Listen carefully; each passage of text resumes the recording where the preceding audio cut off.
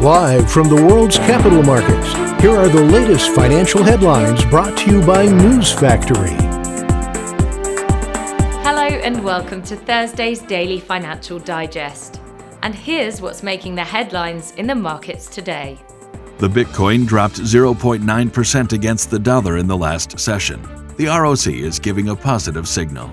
The euro-dollar pair gained 0.3% in the last session. The ROC is giving a positive signal. The pound gained 0.3% against the dollar in the last session. The Williams indicator indicates an overbought market.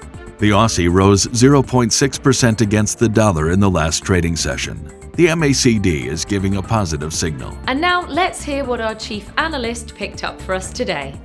Tower Semiconductor Limited shares soared higher after the foundry chip manufacturer agreed to a $5.4 billion takeover by Intel Corp. British consumer prices rose at the fastest annual pace in nearly 30 years last month, intensifying the squeeze on households and reinforcing the chances that the Bank of England will raise interest rates.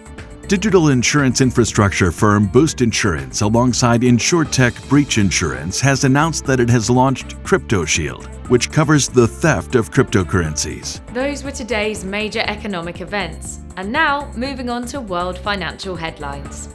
Japan's National Consumer Price Index will be released at 23:30 GMT. The U.S. housing starts at 13:30 GMT. The Dutch unemployment rate at 05:30 GMT. The U.S. initial jobless claims will be released at 13:30 GMT. The Irish consumer confidence at 00 hours and 1 minute GMT. Australia's employment change at 00:30 GMT. We hope that you've enjoyed Thursday's Market Outlook. On behalf of all of us here, we wish you a productive trading day.